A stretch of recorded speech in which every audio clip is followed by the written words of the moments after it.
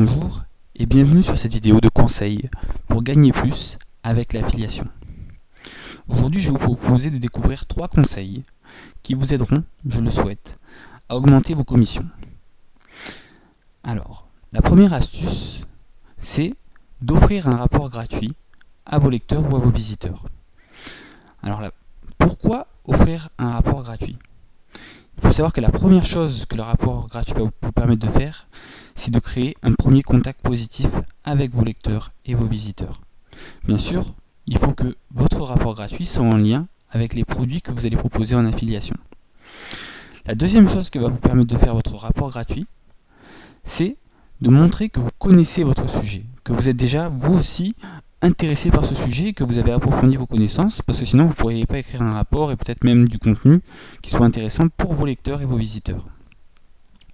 Et la troisième chose que va vous permettre de faire ce rapport gratuit, c'est de commencer à créer votre liste de contacts, c'est-à-dire de créer une liste de personnes qui vont être intéressées par le sujet que vous développez. Pour cela, il va falloir quand même soit créer une squeeze page, c'est-à-dire une page sur laquelle vous allez recueillir les adresses mail en mettant un formulaire de contact, soit tout simplement en proposant à vos lecteurs de s'abonner à votre flux RSS ou de mettre votre site en favori. La deuxième astuce que je vous propose pour gagner plus avec l'affiliation, c'est de instaurer une relation de confiance. En effet, parce qu'une fois que vous avez pris un bon premier contact, un bon départ avec vos lecteurs et vos visiteurs, il va falloir maintenant que vous instaurez cette relation pour que, si un jour vous ayez une proposition à faire, on puisse vous faire confiance. Donc, comment construire la relation de confiance ? D'abord, la première chose, c'est de garder un contact régulier avec vos lecteurs et visiteurs. Pour ça, il n'y a pas 36 manières. Il faut soit proposer à vos contacts de s'abonner à une newsletter ou à une de vos listes qui donne un cours qui est lié au sujet que vous allez qui se rapporte à votre produit, au produit que vous voulez conseiller. Soit encourager, si vous avez un blog par exemple, vos visiteurs à s'abonner à votre flux RSS ou à mettre votre blog en favori. Voilà. Donc plus finalement vous allez réussir à cibler des personnes qui s'intéressent à votre sujet, plus elles vont être susceptibles de s'abonner soit à votre liste de contacts, à votre newsletters ou à votre flux RSS.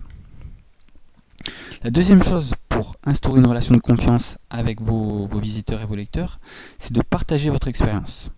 Donc si par exemple vous avez un produit sur comment apprendre à jouer au golf, ça veut dire que peut-être vous êtes intéressé à ce sport et que vous avez appris donc les bases du golf, parce que sinon vous ne pourrez pas les enseigner. À ce moment-là, vous pouvez montrer qu'est-ce que vous avez rencontré comme difficulté au début, qu'est-ce qui vous a aidé. Et en fait, en partageant cette expérience, vous allez aussi vous rapprocher de vos lecteurs qui peut-être rencontrent les mêmes problèmes que vous. La troisième chose à faire pour instaurer une relation de confiance, c'est d'être sincère. En effet, ça ne sert à rien de dire aux gens moi j'ai fait ça ou j'ai fait du golf si vous n'avez jamais touché un club de golf de votre vie. À ce moment-là, il vaut mieux prendre une autre approche, plutôt aller interviewer des experts et essayer de voir comment vous pouvez amener un produit de façon à ce que ce soit intéressant pour vos lecteurs, mais ne racontez pas des choses qui ne sont pas vraies parce que ça va se sentir dans vos écrits et dans ce que vous allez faire passer. Et enfin, le quatrième point, c'est de démontrer votre expertise.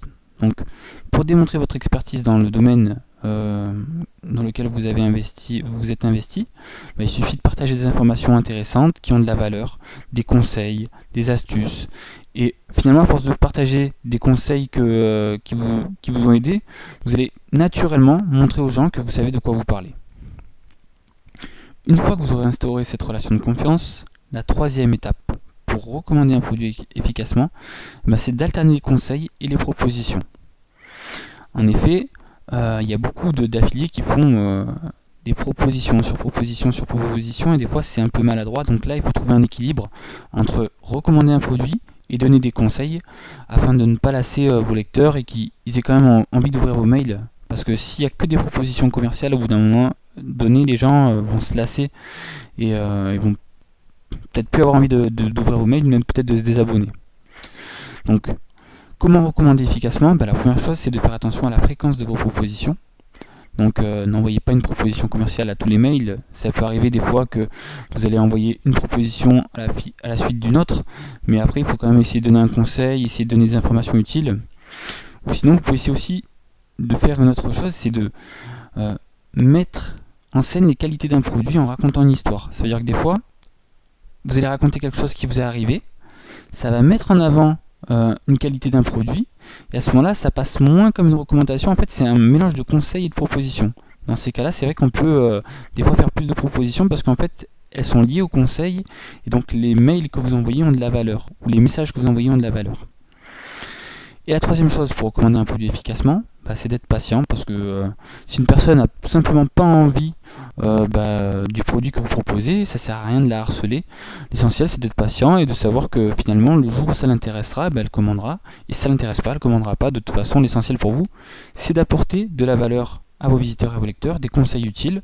Donc dites-vous bien que si c'est vraiment utile, vos lecteurs iront voir quel est le produit que vous leur conseillez et commanderont s'ils ont un intérêt à le commander.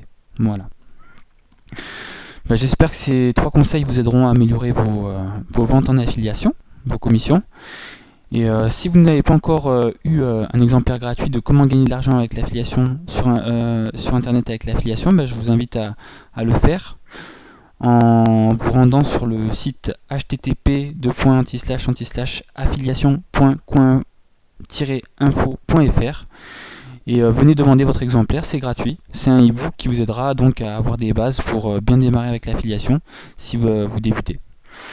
Je vous dis à bientôt pour une prochaine vidéo.